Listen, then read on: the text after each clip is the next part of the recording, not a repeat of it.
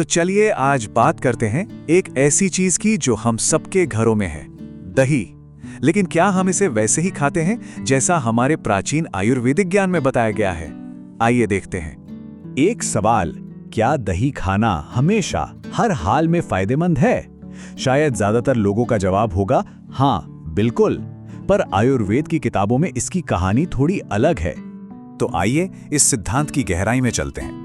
आयुर्वेद कहता है कि सही टाइम और सही तरीके से खाया जाए तो दही अमृत है।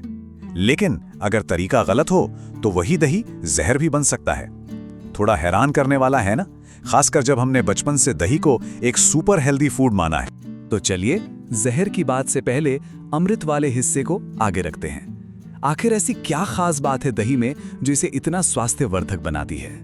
ओके, तो ये वो फायदे हैं जिनसे हम सब वाकिफ हैं। ये डाइजेशन के लिए अच्छा है, अच्छे बैक्टीरियाज जो होते हैं उसमें, इम्यूनिटी को बूस्ट करता है।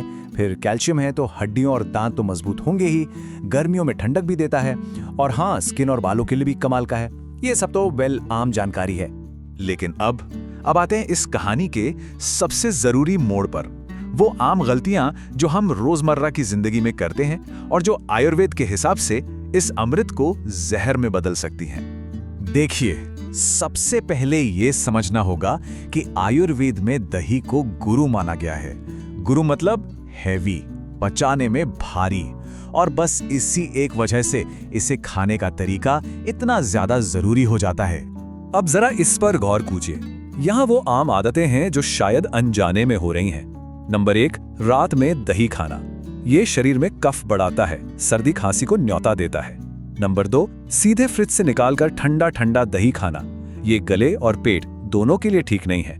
फिर नंबर 3, बहुत ज्यादा क्वांटिटी में खा लेना। सोचिए, पहले ही भारी है और ज्यादा खा लिया तो सिस्टम पर लोड तो पड़ेगा ही। और आखिर में एक बहुत जरूरी बात, गलत चीजों के साथ इसका कॉम्बिनेशन। हाँ, तो ये जो गलत कॉम्बिनेशन की बात है ना, ये बहुत जरूरी है। आयुर्वेद में एक कॉन्सेप्ट है विरुद्ध आहार का, मतलब इनकॉम्पैटिबल फूड। ऐसे फूड कॉम्बिनेशंस जो एक साथ नहीं खाने चाहिए, और दही को फलों या मछली के साथ खाना बिल्कुल इसी कैटेगरी में आता है। ये बॉडी में जाकर एक अजीब सा असंतुलन पैदा कर सकता है। तो ठीक है, गलतियां तो समझ आ गईं, पर अब सवाल यह है कि सही तरीका क्या है? चलिए अब सॉल्यूशन की तरफ बढ़ते हैं और देखते हैं कि आयुर्वेद क्या कहता है।